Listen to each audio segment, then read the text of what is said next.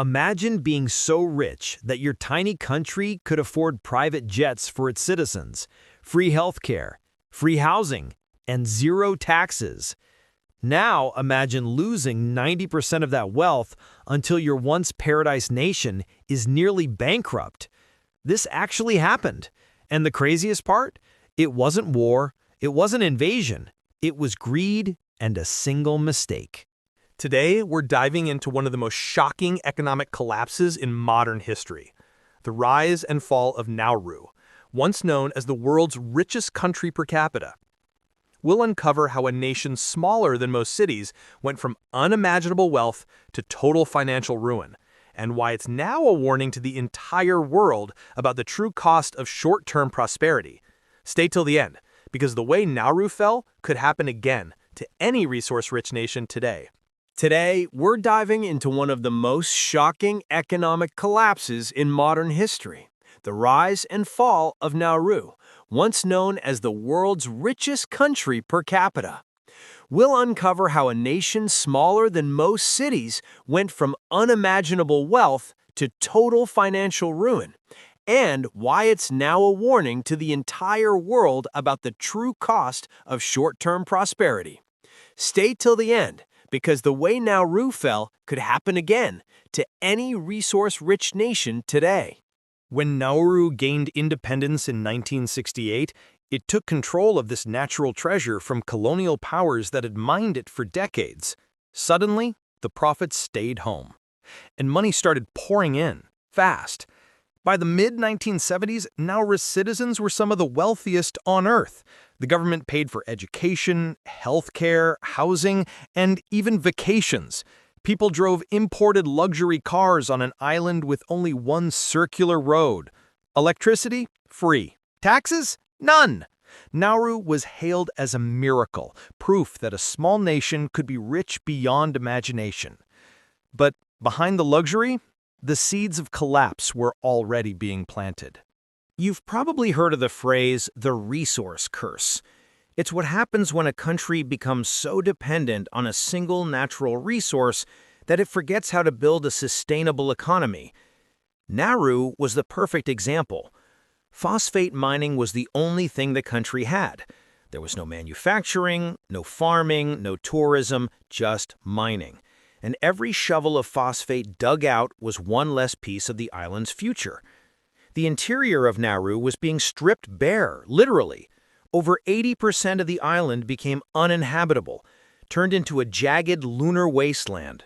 Yet the money kept coming, and the government kept spending.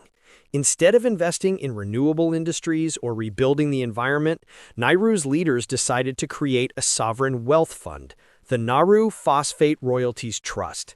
It was meant to preserve the nation's fortune for future generations. On paper, this was brilliant. In practice, it was a disaster. The trust started buying everything: skyscrapers in Melbourne, luxury hotels in Hawaii, a fleet of airplanes, even a West End musical in London. Yes, Nauru literally funded a musical called Leonardo the Musical, A Portrait of Love. It was about Leonardo da Vinci, and it flopped miserably. The government had no real financial oversight. Officials invested based on advice from outsiders who saw easy money. Billions of dollars flowed out of the island into ventures that either failed or were massively overpriced. By the 1990s, most of these investments had turned into black holes. Maintenance costs were skyrocketing, profits were non-existent, and debt was piling up. The once massive trust fund, worth over $1 billion at its peak, began shrinking fast. But that wasn't even the worst part. The trust started buying everything. Skyscrapers, and by the late 1990s, Nauru's phosphate reserves were nearly depleted. The money machine that fueled its golden years stopped turning. Exports collapsed. Government spending continued. And suddenly, this richest country in the world couldn't even pay its electricity bills. In 2004, the government literally shut down the power because it couldn't afford fuel. Banks stopped lending. Public servants went unpaid. Nauru had gone from a paradise of plenty to a nation on the brink of economic extinction. Schools closed. Within a few decades, the country had effectively lost around 90% of its GDP compared to its peak. It wasn't hyperinflation or invasion or civil war, it was mismanagement, corruption, and short-sightedness. As the economy collapsed, Nauru searched desperately for new sources of income, and what it did next was both creative and controversial. In the early 2000s, Nauru rebranded itself as a tax haven. It offered banking licenses to anyone, no questions asked. Within months, Nauru was accused of laundering billions of dollars for Russian criminal networks and other shady entities. By 2002, the U.S. labeled Nauru a non-cooperative jurisdiction in the global fight against money laundering. International banks cut ties, isolating the country even further. Facing total bankruptcy, Nauru turned to one last lifeline: Australia. In 2001, Australia made an offer. If Nauru agreed to host an offshore detention center for asylum seekers and refugees, Australia would pay, and pay generously. Nauru accepted. The deal provided a steady flow of cash and jobs, but it came with a moral cost. Human rights groups accused the detention center of harsh conditions and abuse, sparking global outrage. Yet for Nauru, it was survival. Hosting Australia's refugees became one of its few reliable sources of national income. The irony was bitter. Once the richest country per person, Nauru now relied on housing the world's poorest and most desperate people to stay afloat. Beyond the economy, the collapse shattered the lives of ordinary people. With no fertile soil left, Nauru became completely dependent on imported food, mostly processed and unhealthy. Today, Nauru has one of the world's highest rates of obesity and diabetes. Unemployment is widespread. Many young people leave the island, seeking work abroad, and the beautiful coral surroundings are polluted by decades of mining waste. The dream of easy wealth had turned into a permanent trap. Today, Nauru still exists, a small nation of around 12,000 people trying to rebuild. There's talk of limited secondary phosphate mining and small fishing rights agreements.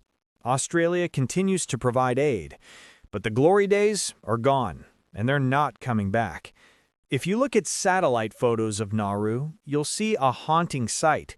The outer edge of the island still green and alive, but the interior, where the money once came from, is barren and white, a ghostly skeleton of its former riches. The story of Nauru isn't just about one island. It's a warning to every country that strikes it rich overnight. Whether it's oil in Venezuela, diamonds in Sierra Leone, or gas in Russia, the lesson is the same. If you build an economy on a single resource without planning for the future, the fall is only a matter of time. Today, Nauru still exists, a small nation of around 12,000 people trying to rebuild. There's talk of limited secondary phosphate mining and small fishing rights agreements. Australia continues to provide aid, but the glory days are gone, and they're not coming back. If you look at satellite photos of Nauru, you'll see a haunting sight. The outer edge of the island still green and alive, but the interior, where the money once came from, is barren and white, a ghostly skeleton of its former riches. The story of Nauru isn't just about one island. It's a warning to every country that strikes it rich overnight. Whether it's oil in Venezuela, diamonds in Sierra Leone, or gas in Russia, the lesson is the same. If you build an economy on a single resource without planning for the future, the fall is only a matter of time. Let's dig deeper. When a country relies entirely on one export, like oil, gas, or minerals, it becomes what economists call a monoeconomy. At first, money floods in, the currency strengthens, the government spends freely. But soon, the rest of the economy withers.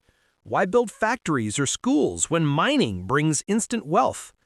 Nauru's leaders thought the phosphate would last forever. They didn't build agricultural infrastructure or encourage entrepreneurship. Their sovereign wealth fund meant to protect the nation was treated like a bottomless bank account. When the resource ran out, the country had nothing to fall back on. That's why economists now study Nauru as a textbook case of resource dependency collapse. The scariest part? Some of the world's biggest economies are walking the same tightrope.